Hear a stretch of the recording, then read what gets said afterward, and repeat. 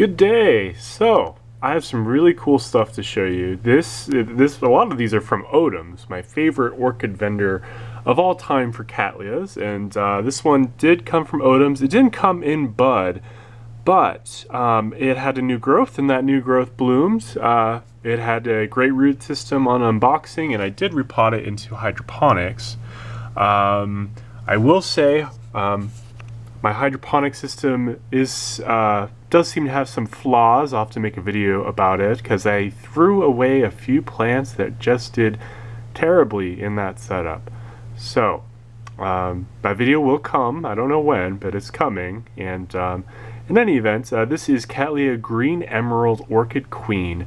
It is stunning. It's like a Cattleya Clandier on steroids, and it does have some other Cattleyas in there as well that add some of the influence. One of them is Cattleya intermedia, and one of the things that's surprising to me is this lip. This lip looks almost very bicolor-y, but I don't think there's bicolor in this particular cross.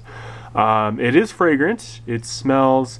It's a strange fragrance, not in the fact that the smell itself is strange. The smell itself is very floral, and there's a hint of sweetness to it. In some respects, it reminds me of like hairspray or some kind of hair product.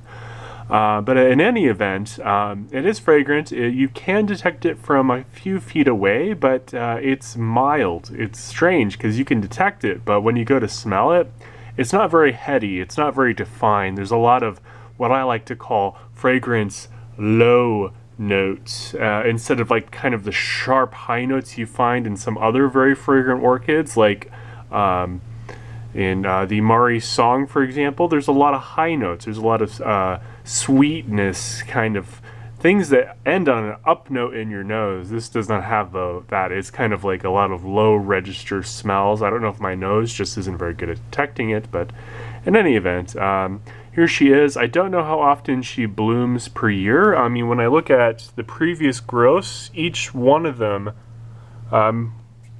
has either a sheath or a remnant of a spike that was cut. So I suspect this one's going to be a winner, because that is a sure sign of a winner with Cattleyas when you have multiple spikes that were cut off at one point. So this is my other Odoms orchid that I bought. I bought this one as the budded orchid special, and this is not a plant I would have chosen on my own free will, but you know what? Now that I have it, I'm glad I have it. It just opened up. It's not fragrant yet. It claims to be fragrant, and when you look at what's in its ancestry, you would suspect it would be, and I'm probably going to mispronounce all of these, but I know Walkeriana is like the second parent, and the first one is, I want to say it's Calarthron? I can't remember the exact name. I'll have to look it up. Maybe I'll put it up on the screen as like a title. But it's very pretty. I love it. It has almost flaring or picote. Like if you look down here on the bottom part of it, there's this dark kind of lilac-y bluish purple. And then it's got just the ever so subtle yellow on it. Even on the petals, there's this kind of ingraining of yellow. And when it first opens, that yellow is a lot more defined. And it's kind of bad lighting, so you can't see it. But there's this very kind of undertone of yellow, and the texture on it is very diamond dusty. It sparkles in the light. You can just see all those little cells in the water, and then just reflecting that light back. It's very gorgeous. I guess I didn't talk about this one's texture. It's very waxy, and if you look at the petals, they have this sheen to them, like there's saran wrap or cellophane put over the petals. So very pretty, and I can actually detect a bit of a fragrance from it from the distance I'm filming right now, on the green emerald. But again, it's very subtle. So I'm going to get the next plant in there, so I'm going to do like a transition to the next plant, so bear with me. I totally forgot to say what this was. This is Ian Clarkara Aka's Aloha Dream Dust. And it's still available at Odoms, so if you want to pick this up, go ahead. They seem to be spiking at this time of year, and it's a very compact plant. Like, here's my hand for reference, and as you can see, it's barely like 5 inches tall, so it's a true miniature. I forgot to bring that up. So, and in part 1 of my update, which I have not compiled yet, but in part 1, I believe I showed you this one in bud. The buds are now opening. This is Banfieldara Mystic Maze. Oh, sorry, Banfieldara Gilded Tower Mystic Maze. I got this from Seattle Orchid, and the blooms on it didn't come in good shape, which is to be expected. Arizona's summers are not very good. But this is a rebloom, actually. This is not the blooming on the original plant that when I received it. This is a second blooming, which I completely and totally take credit for.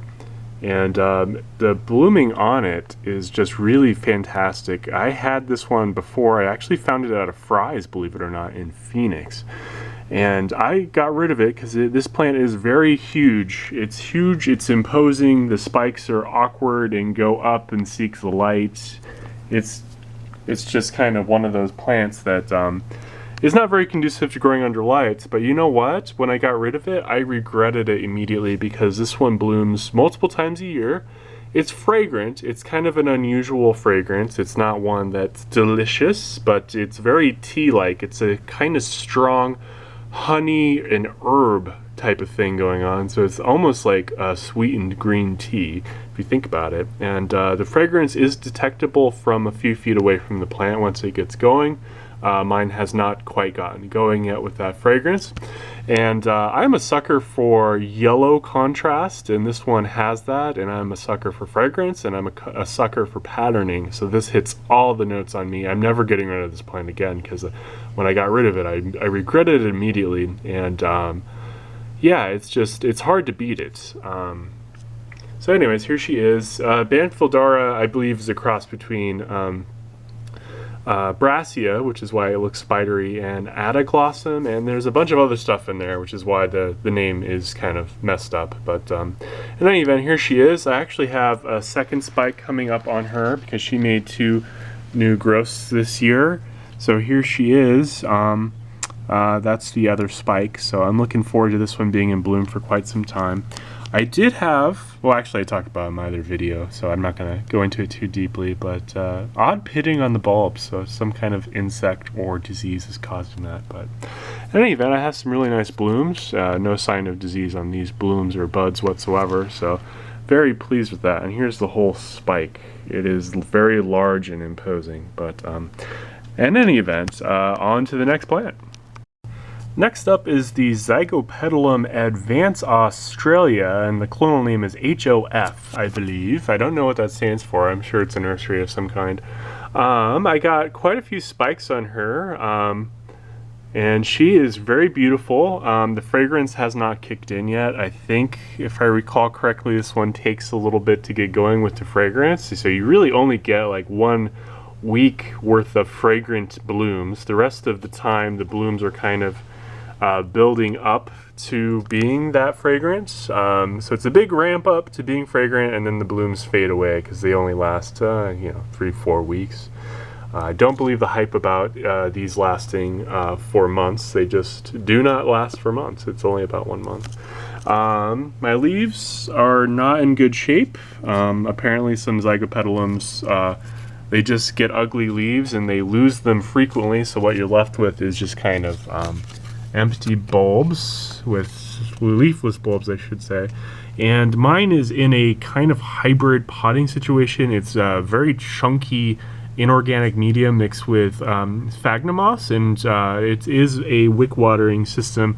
I regret potting this way because it's very difficult to control when the pot dries out, and I have not seen very good root growth, so this is one of those plants that I may be looking for a replacement for in the future, because I don't know how it's going to do. But the bulbs, they have wrinkles, but they're still pretty fat, and it did make a lot of blooms, spikes. I have 4 in total. Not all of them are open yet, as you can see.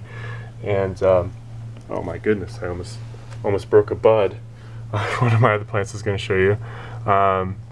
But anyways, yeah, here it is. It blooms multiple times a year off of immature growths, and like I said, the leaves on mine look disgusting. So it's not really a plant you should get for the foliage, and the fragrance is strong when it gets going. It's very lilac-y and kind of sweet, kind of similar to the green emerald, a little bit headier, but mine is not currently very fragrant at all right now, which is unfortunate because I really want her to be fragrant. But here she is. This is Zygopetalum Advanced Australia.